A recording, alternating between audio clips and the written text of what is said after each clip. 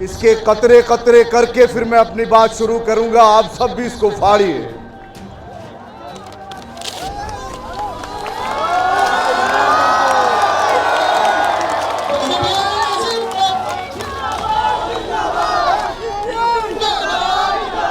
वक्फ bill मुर्दाबाद, मोदी सरकार मुर्दाबाद,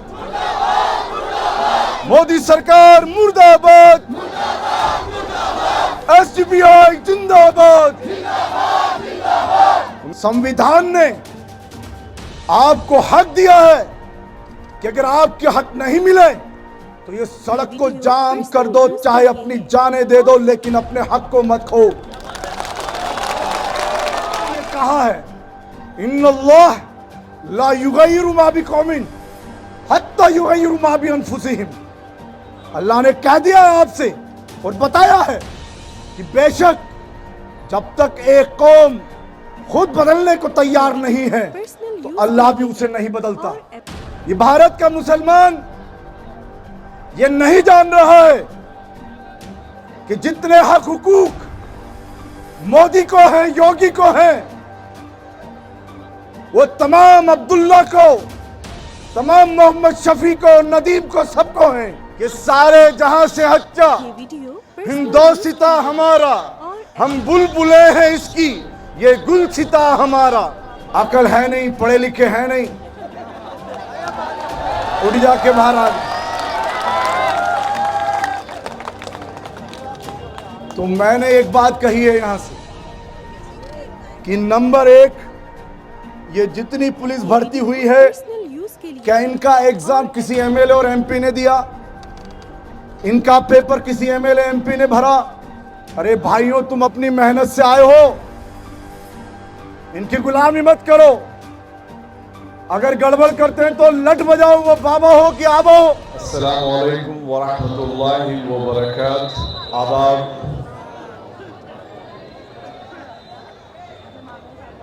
स्टेज पर तशरीफ फरमा प्रदेश अध्यक्ष जनाब अशफाक हुसैन साहब,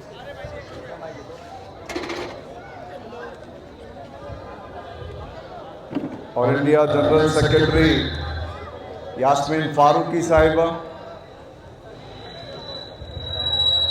वुमेन इंडिया मूवमेंट की national general secretary Afsha ji साहिबा, और दीगर स्टेट के जिम्मेदारान,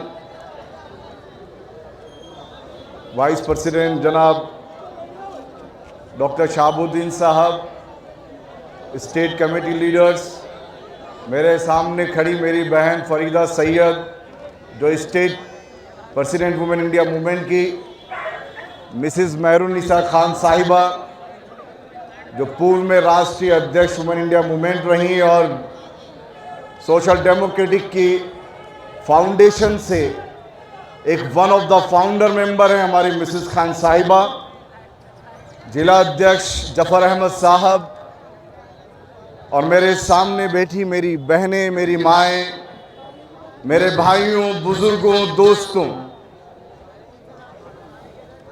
मैं अपनी बात शुरू करने से पहले आप सबके पास भी वक्फ अमेंडमेंट बिल जो ये सरकार इस वक्त लाना चाहती है, अपनी बात इसके कतरे कतरे करके फिर मैं अपनी बात शुरू करूंगा। आप सब भी इसको फाड़िए।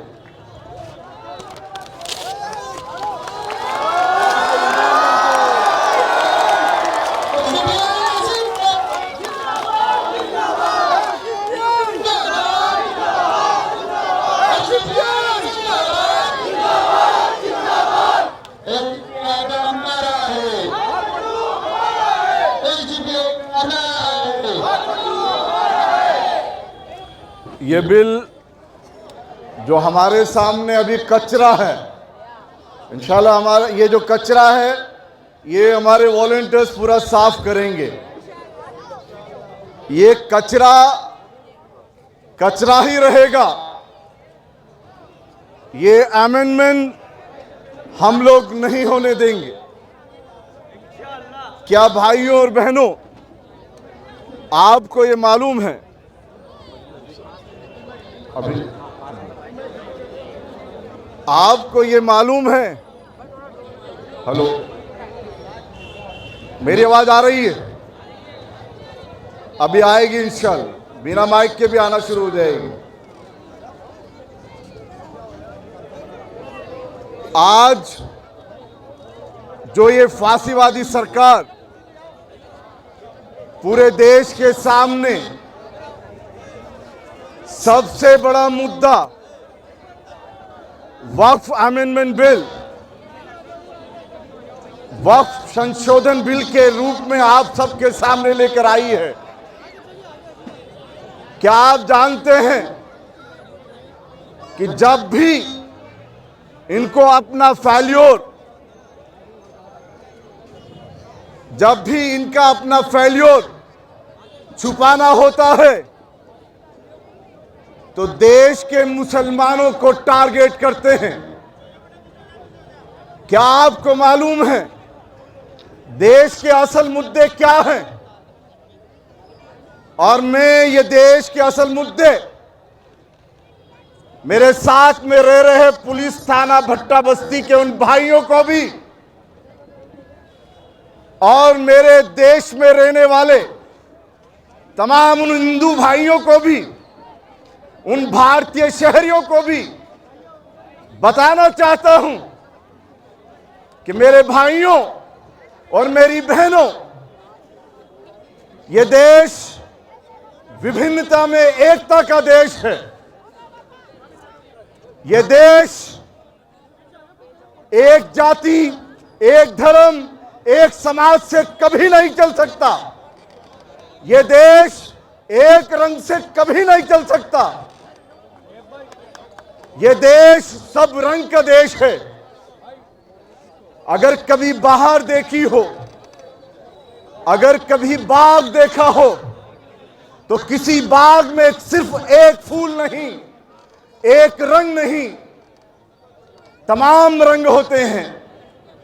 और इसी गुलिस्तान के लिए अल्लामा इकबाल रहमतुल्लाह अलैह ने यह प्यारा तराना गाया था कि सारे जहां से हच्चा हिंदोसिता हमारा, हम बुलबुले हैं इसकी, ये गुलसिता हमारा। आज इस गुलिस्तान को बर्बाद करने के लिए ये चोर उचक्के डाकू, ये नाथूराम गोडसे की औलादें आज संसद पर, सत्ता पर काबिज होकर आप पर जुल्म ज्यादती करना चाहती है।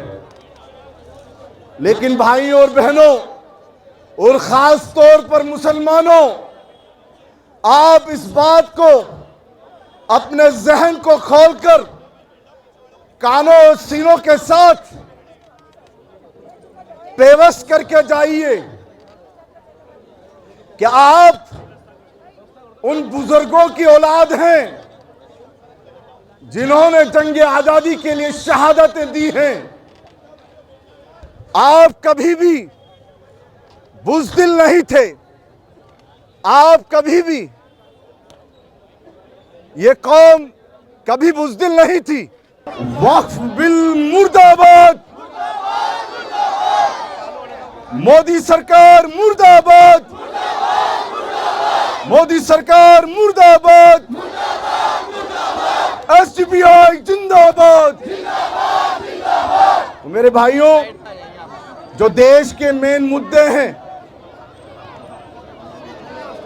यहां महंगाई, बेरोजगारी, किसान, महिलाएं, देश का संविधान खतरे में है, ये मेन मुद्दे हैं। ये सरकार भारतीयों के लिए, हमारे देश के लिए काम नहीं कर रही है। ये सरकार अडानी अंबानी के लिए और आरएसएस के 12 मंजिला हेडक्वार्टर को बनाने के लिए आरएसएस की गुलामी का काम कर रही है, जिसका देश की आजादी में एक खून का कतरा भी नहीं गिरा। ये उनके लिए काम कर रही है। जबकि हमारे मेन मुद्दे क्या हैं? क्या आपको मालूम है मणिपुर मई 2023 से, ये मई में 2 साल हो जाएंगे, 2 साल हो जाएंगे। हमारी वहां जो बहनें हैं, वो जिस भी धर्म से आती हो, वो ईसाई हो हिंदू हो, उनके साथ क्या हुआ? उनके साथ बलात्कार किया। हमारी मां बहनों को सड़कों पर नंगा घुमाया, फौजियों के सर काटे गए। आपको मालूम है, इस गूंगी बहरी सरकार को सुनाना है, वो तब सुनेगी जब आपको देश के अहम मुद्दे, देश में हो रहे अत्याचार, क्या आपको मालूम है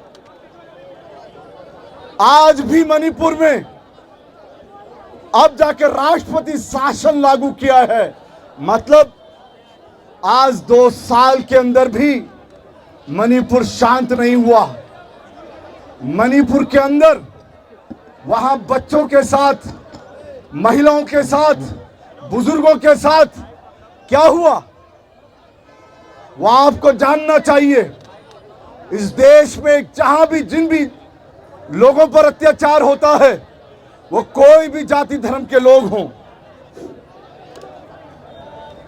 वो कोई भी जाति धर्म के लोग हों, हमारी जिम्मेदारी बनती है आप मुसलमानों के मजहब की मजहबी जिम्मेदारी भी बनती है, और देश में जो संविधान है उसको मानने वाले तमाम भारतीयों की भी जिम्मेदारी बनती है कि जब जहां भी देश में, आपको मालूम है नोटबंदी भारत का सबसे बड़ा भ्रष्टाचार है, आजाद भारत का। इससे बड़ा भ्रष्टाचार अब तक नहीं हुआ।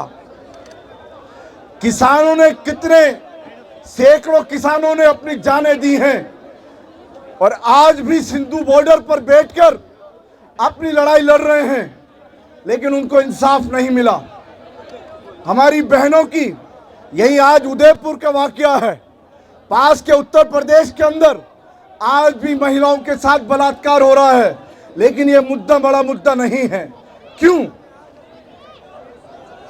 क्योंकि भारत के जो मुसलमान हैं, भारत के जो मुसलमान हैं, वो अपने आप को, अपनी जिम्मेदारी को नहीं समझ रहा है।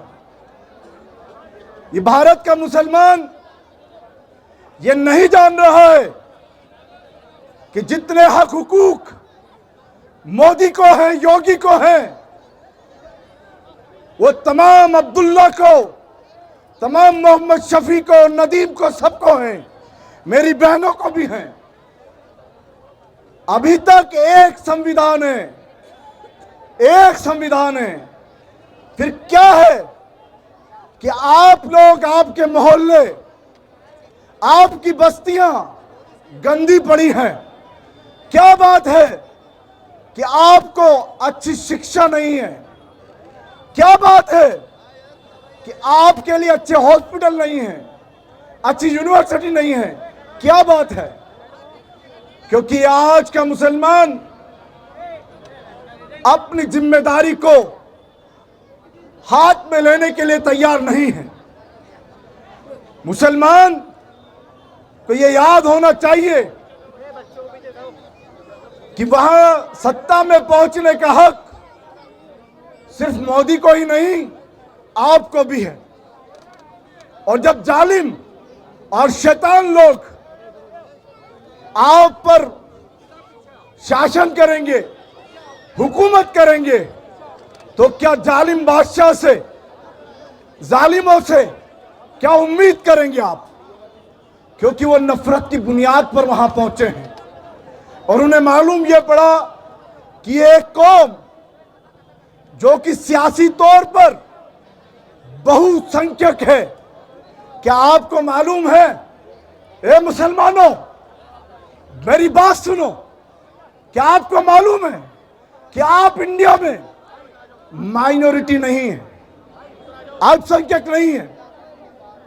आपको मालूम है, आप यहां बहुसंख्यक हैं। जब चुनाव होते हैं तो हाई परसेंटेज पर मुसलमानों का वोट पड़ता है, हाई परसेंटेज पर।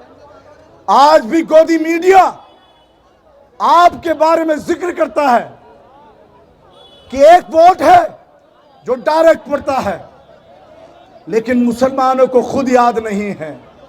उन्हें याद नहीं है कि हमारी ये माँ बहनें, हमारे ये भाई सब ताकतवर हैं। उन्हें उनकी ताकत का अंदाजा नहीं है। वो क्यों नहीं है? क्योंकि आपके अंदर काहिली है। आपको ये मालूम नहीं है कि आपके मजहब ने ये कहा है, इन्नल्लाह ला युगय्यिरु मा बिकौमिन हत्ता युगय्यिरु मा बिअनफुसिहिम। अल्लाह ने कह दिया है आपसे और बताया है कि बेशक जब तक एक कौम खुद बदलने को तैयार नहीं है तो अल्लाह भी उसे नहीं बदलता। आप लोग बदलने को तैयार हो या नहीं? तैयार हो तो याद रखिए, अगर बदलने को तैयार हो तो ये सड़क संविधान ने आपको हक दिया है कि अगर आपके हक नहीं मिले तो ये सड़क को जाम कर दो, चाहे अपनी जानें दे दो, लेकिन अपने हक को मत खो।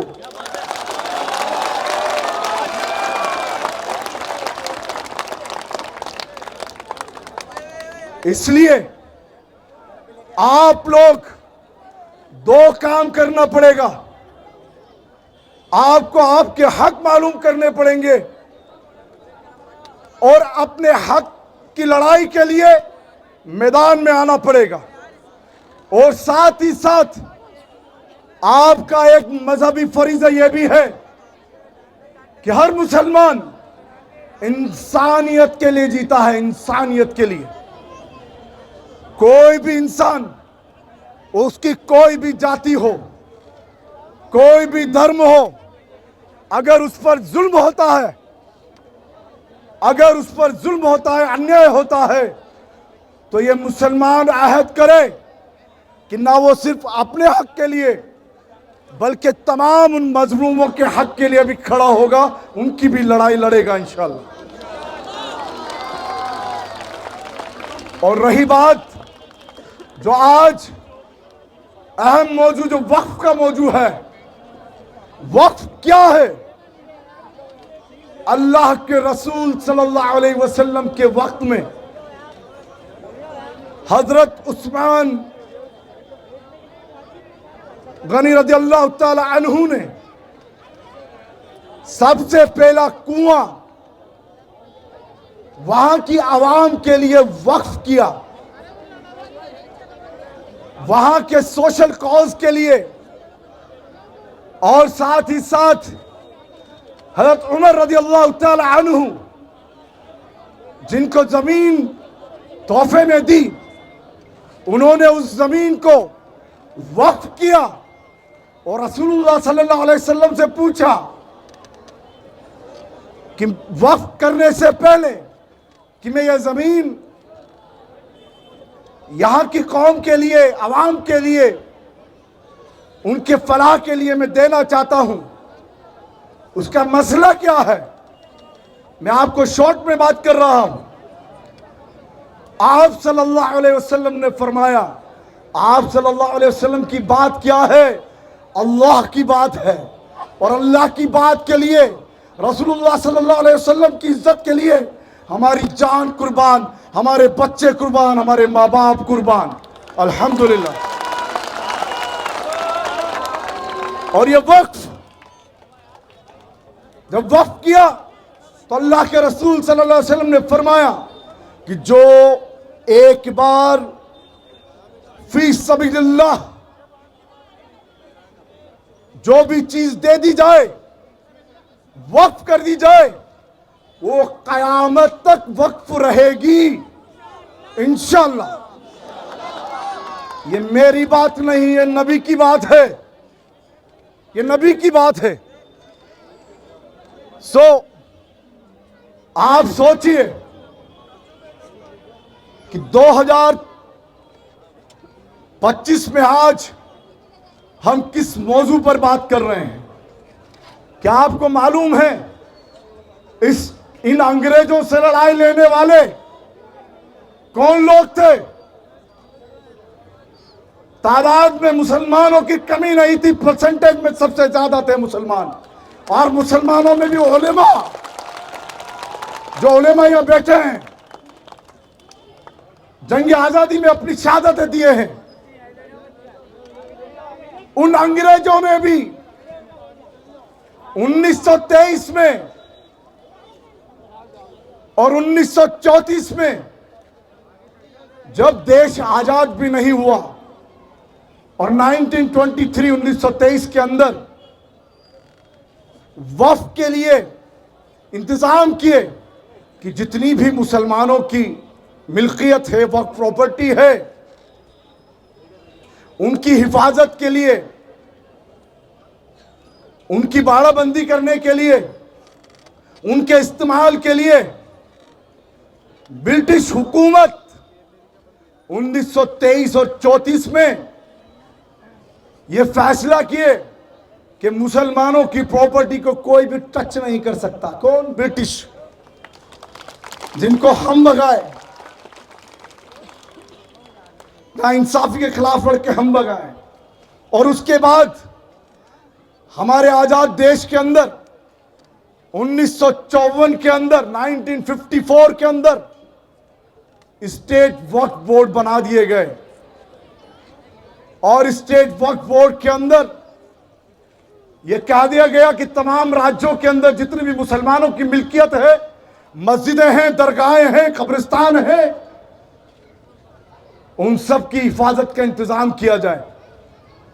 बोर्ड बनाया और वो इंतजाम बराबर नहीं थे, इसलिए 1954 के अंदर जब वो एक्ट बनाया, उस एक्ट को मजबूत करने के लिए 1995 में, 1995 में CWC भी बनाई, सेंट्रल वक्फ काउंसिल, केंद्रीय वक्फ परिषद, कि तमाम स्टेट्स को वॉच करने के लिए सेंटर की तरफ से वक्फ परिषद बनाई जाती है, ताकि किसी स्टेट्स के साथ में कोई कोऑर्डिनेशन की कमी नहीं रहे, कोई गाइडलाइन की कमी नहीं रहे। और उसे और मजबूत किया और एम्पावर किया। और 2013 में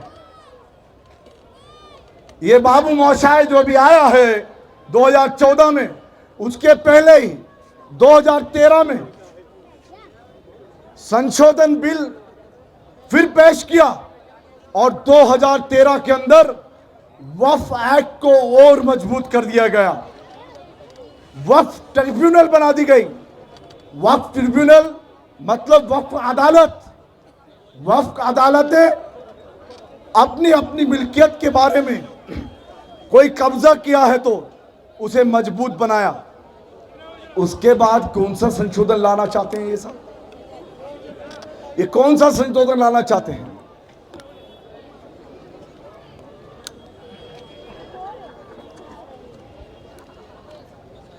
इनकी नीयत, अभी मुझसे कोई भाई पूछ रहा था कि साहब आपके इस कार्यक्रम को यहां पर बदइंतजामी हुई और जो है ये बड़ी मुश्किल से आपको परमिशन मिली, तो मैं 2-3 चीजें आपको इसमें शामिल करके, नंबर 1, ये जो परेशानी है उस सरकार की, वो इन पर प्रेशर डालने का काम कर रही है। एक बाबा जी हैं, बेचारे परेशान रहते हैं,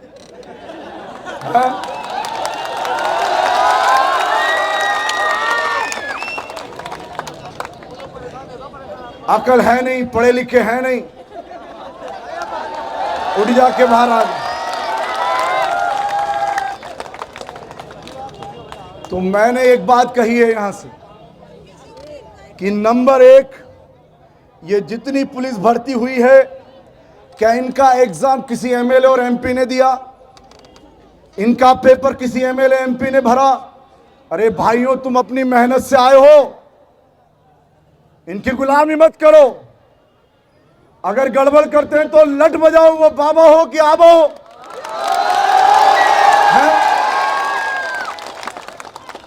पढ़ाई आपने करी, पैसा माँ बाप ने खर्च किया। कितने भाई जो एसपी बने, डीवाईएसपी बने, कमिश्नर बने, हेड कांस्टेबल बने, उनके गरीब माँ बाप ने, किसानों ने, मजदूरों ने अपना खर्च करके पेट काट के इनको पढ़ाया लिखाया। वो वॉलंटियर सारा इंतजाम करेंगे, आप लोग परेशान मत होइए, परेशान मत होइए, बैठ जाइए। कितना इंतजाम किया और कब जाकर ये लोग ब्यूरोक्रेट्स बन रहे हैं। और ये ब्यूरोक्रेट्स की ड्यूटी क्या है? इनकी जिम्मेदारी है कि ये लोग लॉ एंड ऑर्डर मेंटेन करें। ये आप अगर घर के अंदर गैस जलाने के लिए एक लाइटर भी लाते हैं ना, आप गेहूं भी लाते हो तो टैक्स देकर आते हो, टैक्स। बात समझ में आई? और उस टैक्स के पैसे से ये सरकार चलती है। साहब, ये पुलिस वाले आपकी नौकरी करते हैं, आपके नौकर हैं, आपकी सिक्योरिटी के लिए काम करना है इन्हें।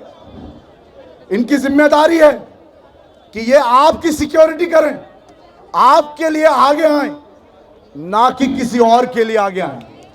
इसलिए दो बात एक साथ कि एक तो जितने भी ये ब्यूरोक्रेट्स हैं वो संविधान से देश चलता है, संविधान से चलाएं।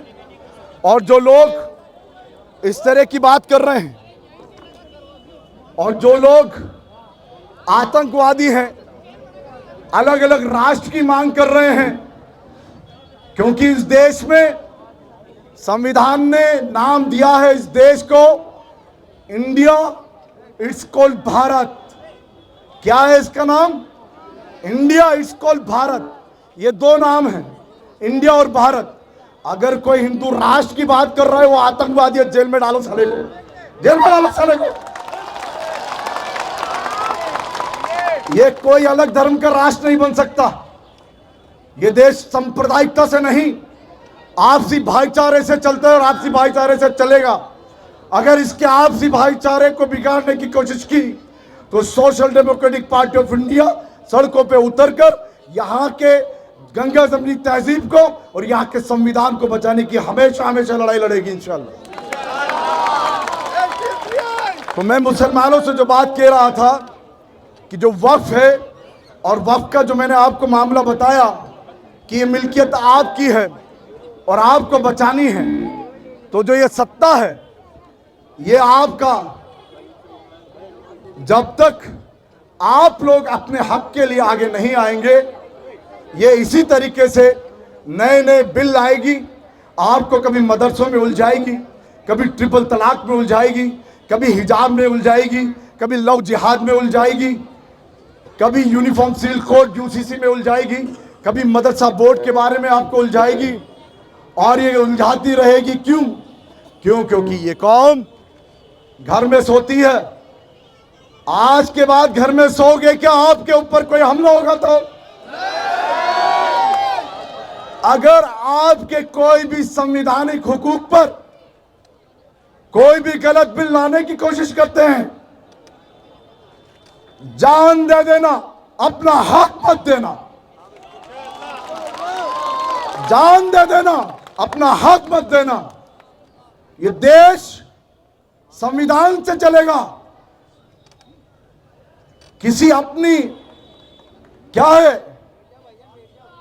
गोलवर्कर की किताब से नहीं चलेगा, नाथूराम गोडसे की आइडियोलॉजी से नहीं चलेगा। ये देश चलेगा संविधान से।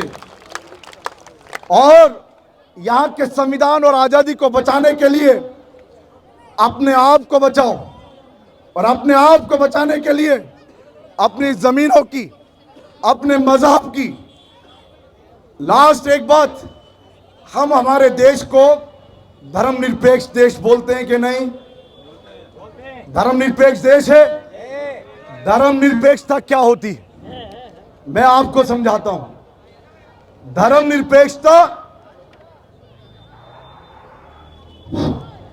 धर्मनिरपेक्षता मोहम्मद शफी बेखौफ आजादी के साथ अपने कलमे को ला इलाहा इल्लल्लाह मुहम्मदुर रसूलुल्लाह पढ़े, यह धर्मनिरपेक्षता है। यह संविधान ने आपको आजादी दी है, पता है। आप अपनी इबादत बेखौफ करें, यह संविधान ने आजादी दी है, आपको पता है। अब धर्मनिरपेक्षता, धर्मनिरपेक्ष सरकार होनी चाहिए। सरकार का कोई मजहब नहीं होता। सरकार का काम मंदिरों में घंटा बजाना, गुरुद्वारों में जाना या उनको अपनी चीजों को थोपना, यह सरकार का काम नहीं है। संविधान की बात कर रहा हूं आपसे, क्योंकि आप अपने संविधान को जानते नहीं और उसके बारे में बात करते नहीं। यह धर्मनिरपेक्षता। और सरकार की जिम्मेदारी है कि एक मुसलमान उसकी मस्जिद पर कोई हमला करे तो बजाए डंडे और उसको जेल में डाले। यह है सरकार का काम। अब यही खुद अगर अब चोर उचक के, वो कहते हैं ना कि जो मुंसिफ है वही अगर डाकू हो जाए तो फिर क्या होगा। तो उन्हें हम समझाना है कि सरकार का काम है कि मुसलमान की जो आजादी संविधान ने दी है उस आजादी को बरकरार रखने के लिए आपकी हिफाजत करें। नहीं है तो हम खुद अपनी हिफाजत करेंगे इंशाल्लाह। संविधान ने हक दिया है, संविधान ने हक दिया है। और ना सिर्फ मुसलमानों की, जो ईसाई भाई हैं उनके गिरजों की भी हिफाजत करे, वो भी अपने ईसाई धर्म पर मजबूती से चले। यह धर्मनिरपेक्षता। एक सिख भाई वो गुरुद्वारे में जाए, उसको कोई तकलीफ नहीं होना चाहिए, उस पर कोई जुल्म नहीं होना चाहिए। यह धर्मनिरपेक्षता है। कोई हिंदू भाई मंदिर में जाए, वो अपना पूजा करे, वो उसका हक है। तो यह है धर्मनिरपेक्षता कि जो भी मजहब को मानने वाला है वो मजहब को आजादी के साथ और मजबूती के साथ मजहब पर टिके और अमल करे, ना कि डरे और पीछे जाए। और याद रखिएगा, कुछ लोग जो डरकर, खौफ खाकर, कुछ लोग डरकर और खौफ खाकर जो फांसीबाजियों के पीछे जा रहे हैं, मुस्लिम राष्ट्रीय मंच जैसे, वो अभी बच्चे से बड़े हो गए, अभी तो पहले निक्कर पहनते थे, अभी पजामा वो शर्ट पैंट पहनने पे लगे हैं, उनके पीछे पीछे जाते हैं। भाजपा इसलिए ज्वाइन करते हैं कि उन्हें खौफ है। तो भाई social democratic party of India आपको कह रही है, इसका नारा है भूख से आजादी, खौफ से आजादी, मत खाओ खौफ। तुम शेरे हिंद की औलाद हो, शेरे हिंद।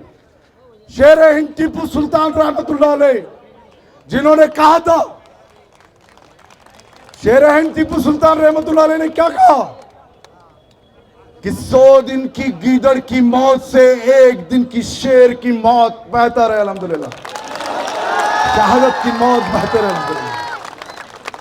इसलिए मेरे राजस्थान के भाइयों और बल्कि पूरे देश में जहां जहां भी आवाज जा रही है, अगर इस देश को बचाना है और इसके संविधान को बचाना है तो मुसलमानों अपने संविधान के हक को लेने के लिए सड़कों पर उतरो और अपनी आवाज सड़क से संसद तक पहुंचाओ। अगर ये सुनने को तैयार तो ठीक, नहीं है तो इंशाल्लाह हम लोग विधानसभा और संसदों में पहुंचेंगे, हम लोग इंसाफ कायम करेंगे इंशाल्लाह। बहुत बहुत शुक्रिया। वाखिर दावाना अल्हम्दुलिल्लाह रब्बिल आलमीन। जय जीपीआई, जय हिंद, जय भारत। अस्सलाम वालेकुम व रहमतुल्लाहि व बरकातहू।